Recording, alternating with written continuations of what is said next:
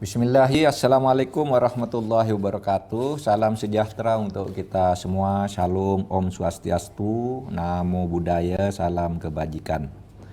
Yang terhormat Ketua dan Komisioner Lembaga Perlindungan Saksi dan Korban, hadirin sekalian yang saya banggakan.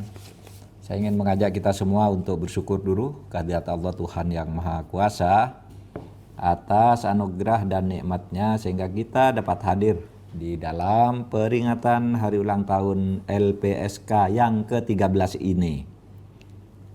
Alhamdulillah dalam keadaan sehat walafiat.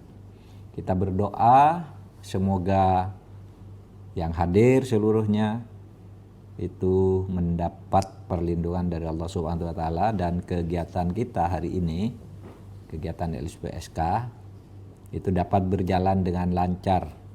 Diharapkan dapat mencapai tujuan yang kita inginkan bersama. Tema kita hari ini, di mana saya diminta memberi kuliah umum, adalah 13 tahun LPSK melayani, bekerja dalam sunyi, melindungi di tengah pandemi. Sangat dalam ini, jadi tetap bekerja meskipun dalam kesunyian. Sunyi karena harus mengisolasi diri dari pandemi atau harus menghindar dari keramaian, itu sunyi. Tapi juga sunyi karena terkadang kerja LPSK ini memang harus diam-diam, menyangkut korban kejahatan yang harus dilindungi, menyangkut saksi-saksi terjadinya kejahatan yang harus dilindungi. Sehingga kadangkala harus sunyi juga meskipun tidak ada pandemi, apalagi ada pandemi COVID-19 seperti ini. Saudara, sebagai rangkaian dari HUT LPSK ke-13, saya diminta menyampaikan public lecture dengan tema Politik Hukum Perlindungan Saksi dan Korban, mengurai aspek fundamental dan merangkai visi ke depan LPSK. Baiklah, saya akan menyampaikan beberapa pikiran sesuai tema tersebut. Pertama, permasalahan perlindungan saksi dan korban di dalam sistem peradilan pidana kita. Selama ini berkembang anggapan bahwa korban kejahatan sebagai pihak yang dirugikan dan menderita akibat pelanggaran hukum pidana kurang diperhatikan eksistensinya dalam sistem peradilan pidana. Jadi saksi dan korban itu kurang diperhatikan, sekurang-kurangnya sampai lahirnya LPSK ini ada kesan yang seperti itu. Nah, ia hanya dilibatkan sebatas pada memberikan kesaksian sebagai saksi korban. Korban tidak diberikan peran untuk terlibat secara langsung dan aktif dalam proses penyidikan, penuntutan, dan persidangan. Sehingga korban kehilangan kesempatan untuk memperjuangkan hak-hak dan memulihkan keadaannya akibat satu kejahatan. Selama ini juga korban tidak pernah dimintai pendapat mengenai model penghukuman apa sih yang diinginkannya terhadap pelaku yang telah berlaku jahat kepadanya. Apakah korban menghendaki penghukuman kepada pelakunya secara retributif atau menginginkan ganti kerugian secara restoratif, atau bahkan ada juga korban yang ingin agar kasusnya ditutup. Kalau misalnya kasus perkosaan itu kadangkala kalau hukum pidana yang konvensional, Anda melakukan kejahatan, kami tangkap, kami adili secara terbuka. Tapi korban kan rugi itu karena orang diperkosa menjadi tersiar di depan pengadilan sehingga menjadi cemar. Nah, hal-hal yang seperti itu yang kemudian masuk di dalam pikiran tentang restoratif justice, bahwa korban itu harus diperhatikan juga di dalam proses pidana, jangan hanya menghukum. Nah, di masa lalu karena hal-hal seperti itu terlalu menekankan pada retributif, sering terjadi korban merasa tidak puas dengan tuntutan pidana yang diajukan oleh jaksa penuntut umum dan atau putusan yang dijatuhkan oleh hakim karena dianggap tidak sesuai dengan nilai keadilan bagi korban. Nah, saudara, keberadaan sistem peradilan pidana sebenarnya itu kan ditujukan untuk kepentingan negara dan masyarakat selama ini ya. Ditujukan untuk kepentingan negara dan masyarakat, bukan untuk kepentingan personal warga masyarakat yang menjadi korban misalnya. Itu sistem peradilan pidana kita di masa lalu. Inilah yang menyebabkan kerugian akibat kejahatan yang diderita oleh korban kejahatan merupakan musibah yang harus ditanggung sendiri oleh korban. Negara kemudian berlepas tangan. Kenapa? Karena menolong korban bukan merupakan fungsi sistem peradilan pidana. Fungsi sistem peradilan pidana antara lain adalah menanggulangi kejahatan, menghukum pelaku kejahatan, merehabilitasi narapidana malah supaya tidak mengulangi perbuatannya lagi dan menegakkan keadilan, tetapi tidak untuk merestorasi kerugian yang dialami oleh korban.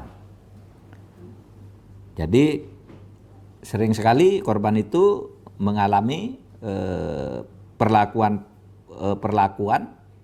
yang dirugikan, terdakwanya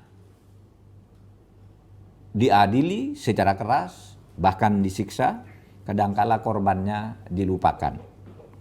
Orang yang mau menjadi saksi korban sering sekali takut, sehingga memendam penderitaannya itu sendirian tanpa pertolongan dari negara.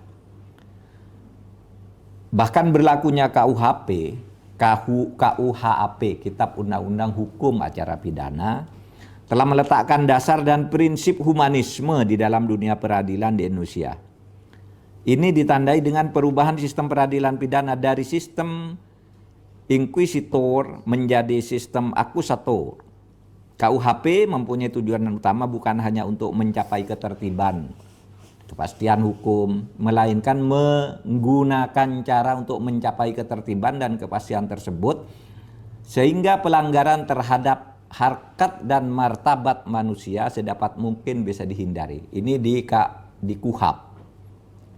Dalam kaitan dengan prinsip humanisme dalam dunia peradilan, KUHP kita dapat juga dikatakan merupakan landasan bagi terselenggaranya proses peradilan pidana yang benar-benar bekerja dengan baik dan berwibawa, serta benar-benar memberikan perlindungan hukum terhadap rakyat dan martabat tersangka, tertuduh, atau terdakwa sebagai manusia. Jadi KUHP kita pun sebenarnya lebih menekankan ketika orang ribut dulu, bahwa seringkali terdakwa, tersangka dibunuh, dianiaya, dipaksa untuk mengaku, dan sebagainya. Lalu muncul KUHP, tapi tekanannya itu melindungi tersangka, tertuduh, terdakwa, dan pelaku lain yang diburu-buru. Nah, saudara, korbannya belum difikirkan.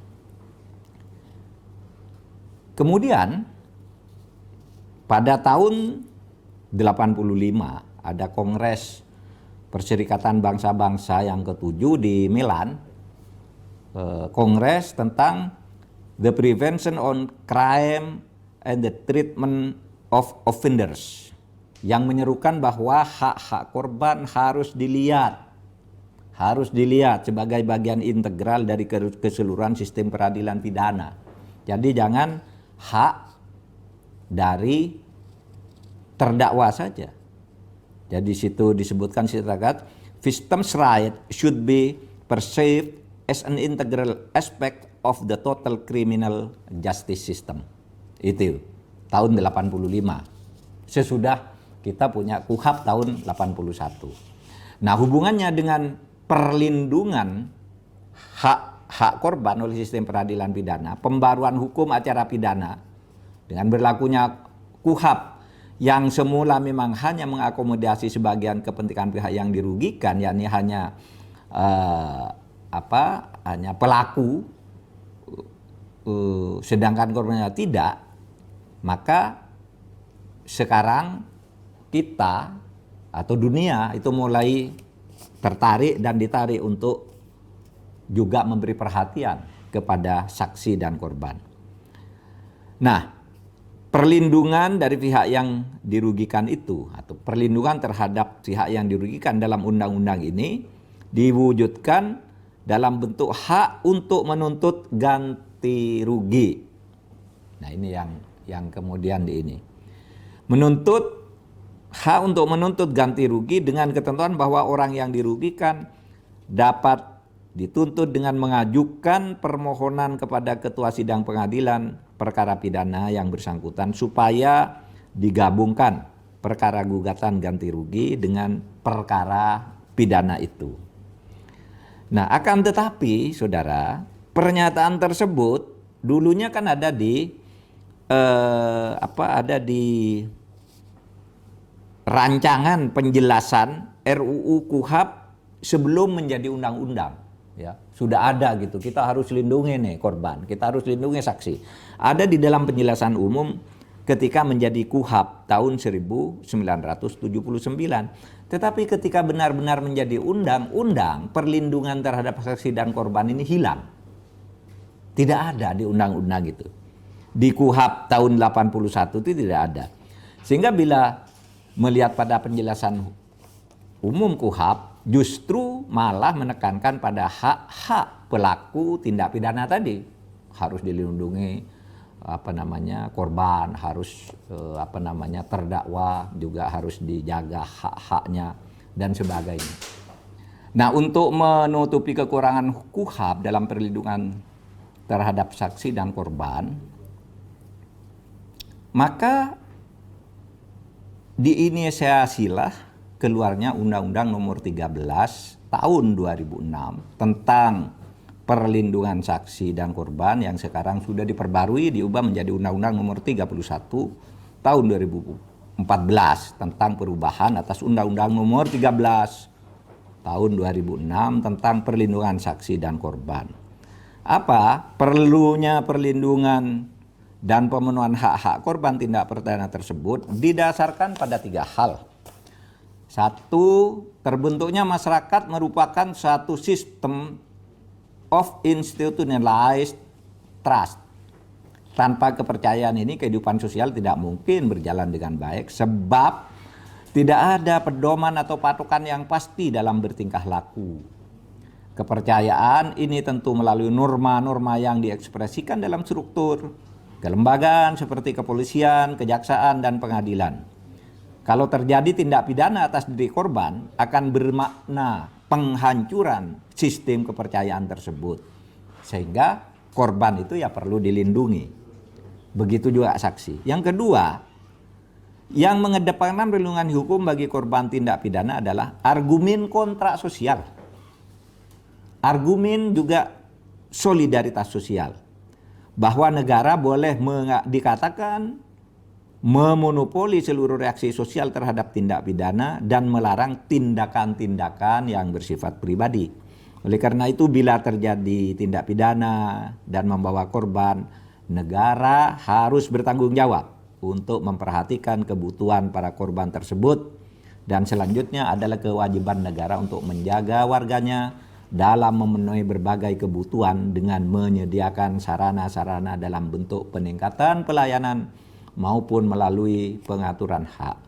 Dan yang ketiga, perlindungan korban tindak pidana biasanya dikaitkan dengan salah satu tujuan pemidanaan yang dewasa ini banyak dikedepankan, yakni penyelesaian konflik. Penyelesaian konflik yang ditimbulkan oleh adanya tindak pidana memulihkan keseimbangan dan mendatangkan rasa damai dalam masyarakat. Saudara, oleh sebab itu sekarang mari kita masuk ke bagian-bagian akhir. Terbentuknya sebuah lembaga yang mengurusi perlindungan hukum terhadap saksi dan korban kejahatan di Indonesia sudah lama didambakan. Hal ini didorong oleh beberapa faktor eksternal, yaitu adanya perkembangan teori hukum pidana yang tidak lagi berorientasi pada pelaku tetapi sudah mulai memperhatikan korban kejahatan.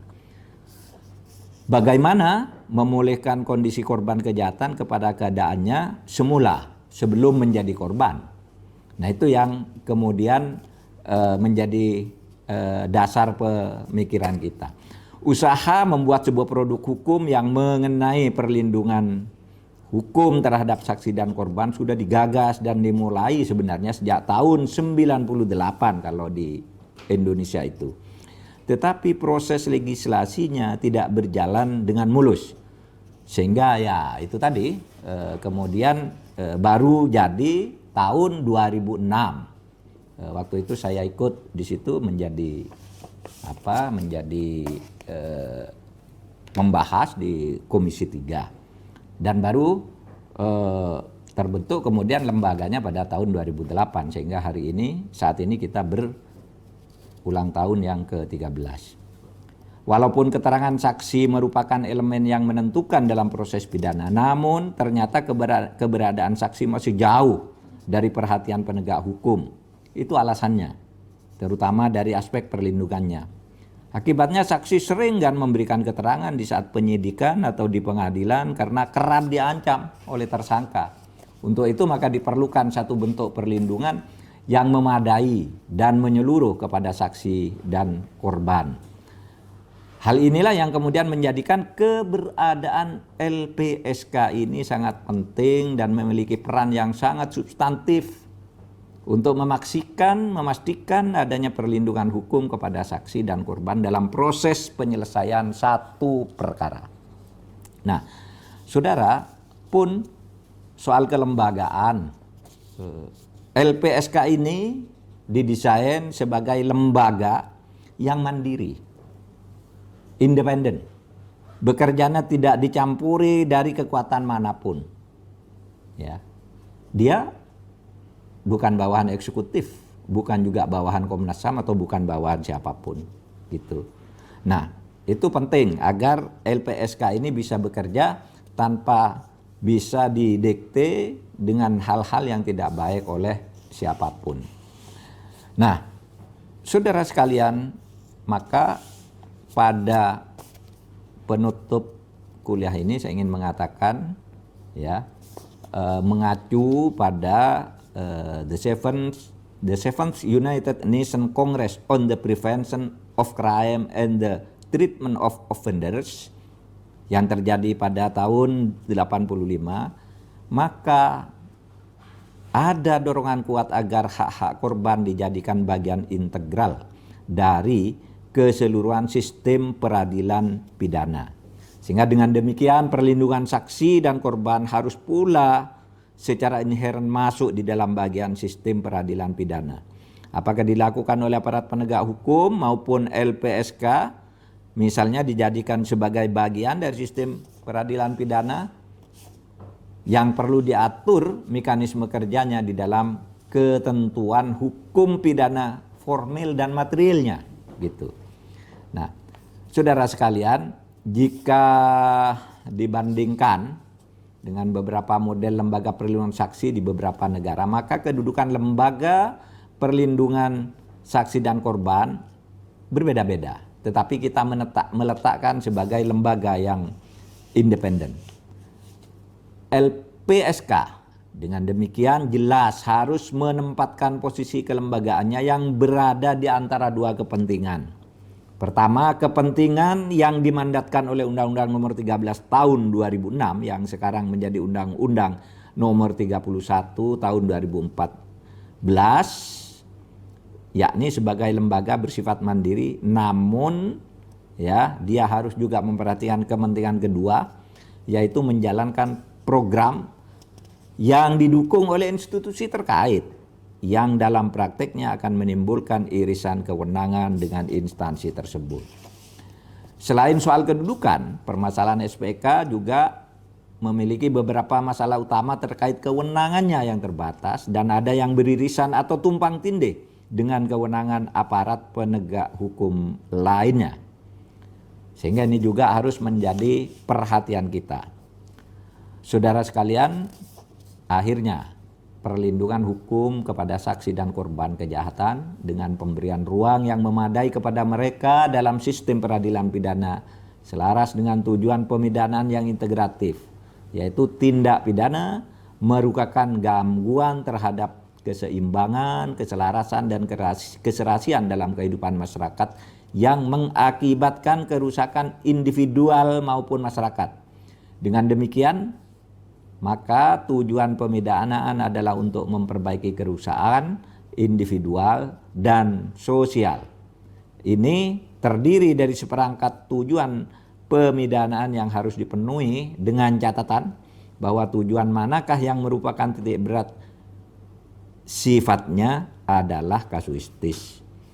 Perangkat tujuan pemidanaan yang dimaksud di atas adalah 1. Pencegahan, 2. Perlindungan masyarakat, yang ketiga memelihara solidaritas masyarakat, dan keempat pengimbalan atau pengimbangan. Demikian kuliah umum saya. Mudah-mudahan LPSK tetap berkomitmen untuk melaksanakan tugas pokok dan fungsinya dalam melakukan perlindungan saksi dan korban bersama aparat penegak hukum, memastikan terpenuhinya hak-hak asasi saksi dan korban dalam sistem peradilan kita. Assalamualaikum warahmatullahi wabarakatuh.